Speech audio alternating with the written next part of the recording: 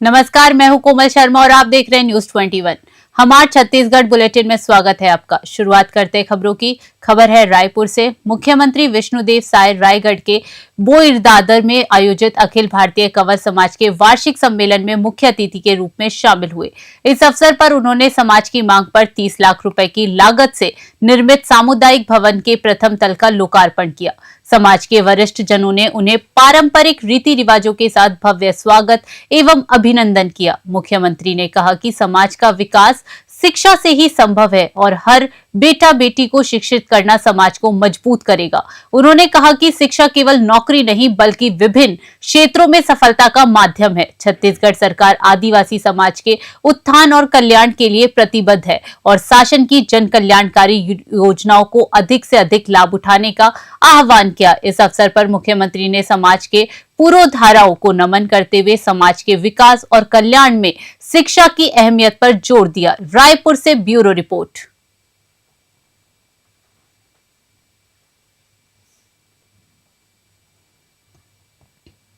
राज्यपाल रमीन डेका ने शंकराचार्य व्यावसायिक प्रबंधक एवं प्रौद्योगिकी संस्थान रायपुर में आयोजित संस्थान नवाचार परिषद के क्षेत्रीय सम्मेलन का उद्घाटन किया।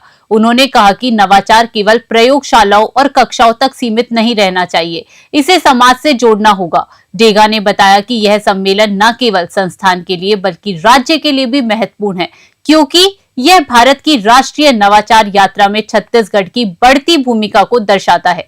उन्होंने कहा कि छत्तीसगढ़ समृद्ध प्राकृतिक संसाधनों, पारंपरिक ज्ञान, हस्तशिल्प, कृषि, वनोपज और जनजातीय ज्ञान की भूमि है। राज्यपाल ने युवाओं को नवाचार के माध्यम से स्थानीय शक्तियों का मूल्य संवर्धन कर उन्हें विश्व स्तर पर प्रतिस्पर्धा करने योग्य बनाने और आर्थिक व तकनीकी रूप से उन्नत बनाने की आवश्यकता पर भी जोर दिया। रायपुर से ब्यूरो रिपोर्ट।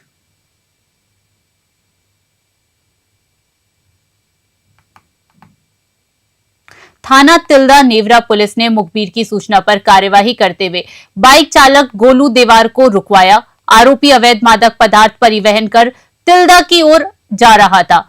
तलाशी के दौरान आरोपी के पास से 2 किलो 770 ग्राम गांजा बरामद हुआ, जिसकी अनुमानित कीमत 45,000 रुपए है। इसके अलावा घटना में प्रयुक्त वाहन को भी जब्त किया गया, जिसकी कीमत लगभग 90,000 रुपए बताई गई। घटना के संबंध में थाना तिल्दा नेवरा पुलिस ने नारकोटिक्स एक्ट के तहत मामला दर्ज किया। आरोपी को माननीय न्यायालय के आदेश अनुसार न्यायिक रिमांड पर भेज दिया गया। पुलिस ने बताया कि ये कार्यवाही ऑपरेशन निश्चय कार्यक्रम के तहत की गई, जिसमें निरीक्षक रमाकांत तिवारी और थाना प्रभारी तिल्दा नेवरा के नेतृत्व में स्टाफ ने प्रभारी कार्यवाही को अंजाम दिया। रायपुर से ब्यूरो रिपोर्ट।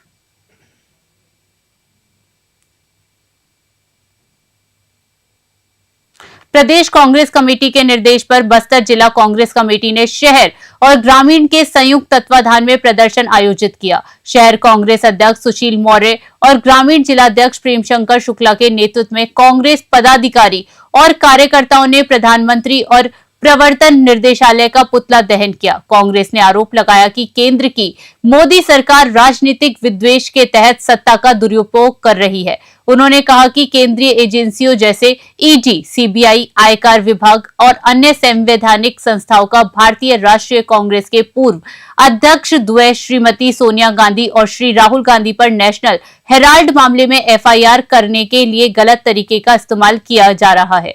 कार्यकर्ताओं ने कहा कि यह प्रदर्शन भारतीय लोकतंत्र और विपक्ष की स्वतंत्रता की रक्षा के लिए किया गया। पुतला दहन के दौरान भारी संख्या में लोग शामिल हुए और नारेबाजी की गई। जगदलपुर से ब्यूरो रिपोर्ट। प्रदेश कांग्रेस कमेटी के आह्वान पर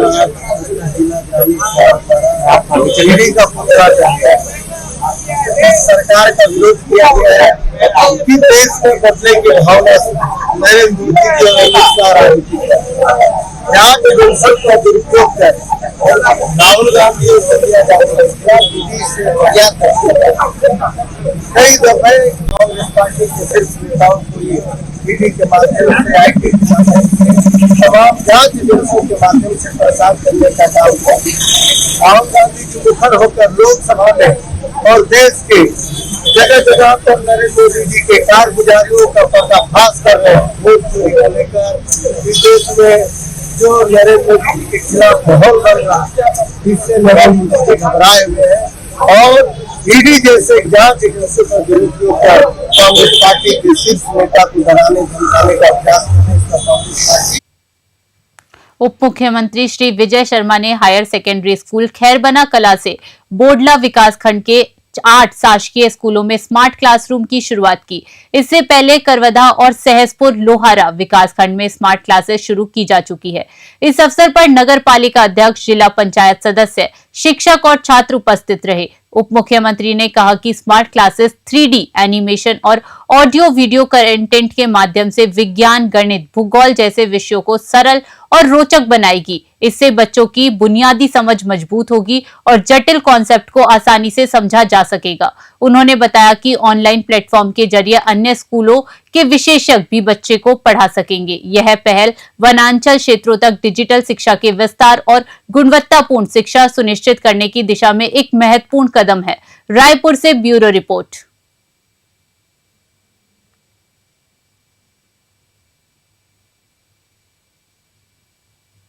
आम आदमी पार्टी ने छत्तीसगढ़ में जमीन रजिस्ट्रियों और गाइडलाइन दरों में बढ़ोतरी के खिलाफ 2 दिसंबर को प्रदेश व्यापी धरना प्रदर्शन किया। राजधानी रायपुर में यह प्रदर्शन पहाड़ी मैना चौक नगर निगम के पास आयोजित हुआ। इस अवसर पर पार्टी ने वित्त मंत्री ओपी चौधरी का पुतला दहन कर विरोध जताया। प्रदेश कार्यकारी अध्यक्ष उत्तम जायसवाल ने कहा कि दरों में बढ़ोतरी से गरीब, किसान और मध्यम वर्गीय परिवारों के लिए जमीन खरीदना मुश्किल हो जाएगा।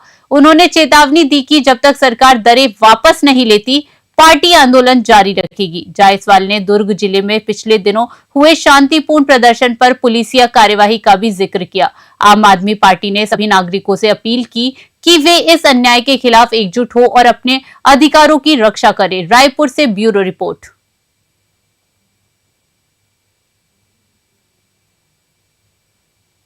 स्वामी विवेकानंद अंतर्राष्ट्रीय क्रिकेट स्टेडियम में 3 दिसंबर को भारत और दक्षिण अफ्रीका की प्रतिष्ठित क्रिकेट टीम महामुकाबले के लिए मैदान में उतरेंगी। यह मुकाबला खिलाड़ियों और क्रिकेट प्रेमियों दोनों के लिए अत्यंत रोमांचक भरा रहेगा। स्टेडियम में प्रेस कॉन्फ्रेंस आयोजित की गई, जिसमें भारतीय क्रिकेट टीम के अधिकारी और खिलाड़ी उपस्थित रहे।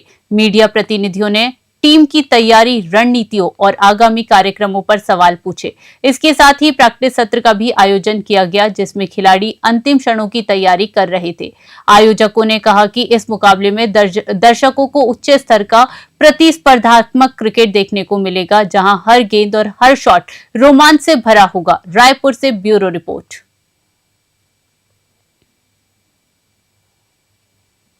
बाकी मोगरा थाना क्षेत्र की एक आदिवासी युवती ने साउथ ईस्टर्न कोल फील्ड्स लिमिटेड के पंप ऑपरेटर दीनदयाल गुप्ता पर नौकरी दिलाने के नाम पर 2 लाख रुपए की ठगी और शोषण का गंभीर आरोप लगाया है। युवती का दावा है कि आरोपी ने उसे नौकरी दिलाने का लालच देकर पैसे लिए, लेकिन न नौकरी लगी और न ही रकम वापस हुई।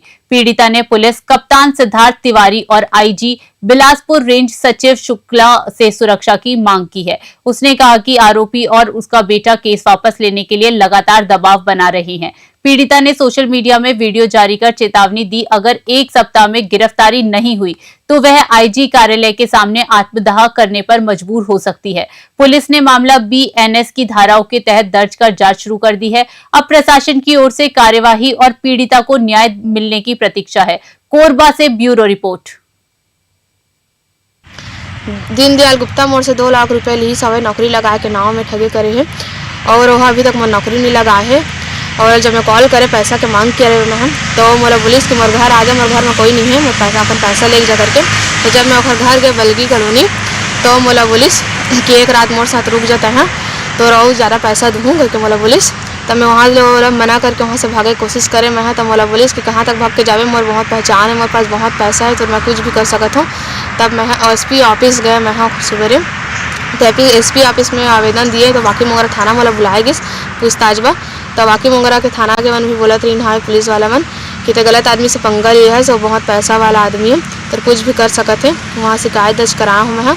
और दीनदयाल गुप्ता अभी तक अंदर नहीं है। दीनदयाल और ओखर बेटा मोला धमकी उमकी देत हावे है कि केस वापस ले ले, वो कर ले या तो जहाँ से मरवा दी, वो हमारे बहुत पहचान है करके बोला थे। और पुलिस वाला मतलब भी वो पैसा दे के रखे है और अंदर नहीं करते पुलिस वाला मन। केस दर्ज होगा, बोलना पूछना भी है। क्या नाम है? क्या नाम है आपका? गेंदराम कहाँ रहते हो आप? जैनपुर। कितने भाई बहन हो आप लोग? 3 क्या क्या नाम है? बहुराम, संतराम, गेंदराम, कहाँ रहते हैं बाकी लोग? और बलगी। बरगी में रहते हैं। क्या करते हैं वो लोग? इसी से नौकरी और चौथा भाई भी आपका कोई? नहीं है, चौथा भाई का। क्या नाम उसका? दीनदयाल। गुप्ता जी को जानते हो? दीनदयाल गुप्ता को? इसे नहीं जाना था मैं। ये आप ही घर है? और पिताजी का नाम क्या है आपका? समारोह।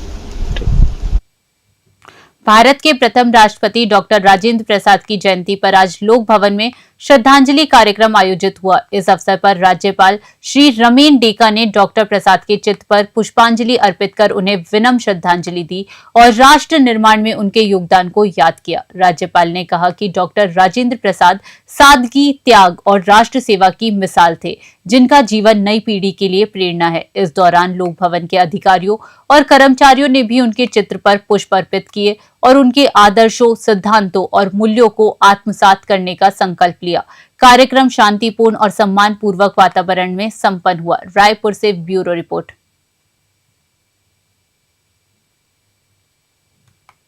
अभी के लिए छत्तीसगढ़ बुलेटिन में इतना ही। बने रहिए न्यूज़ 21 पे। नमस्कार।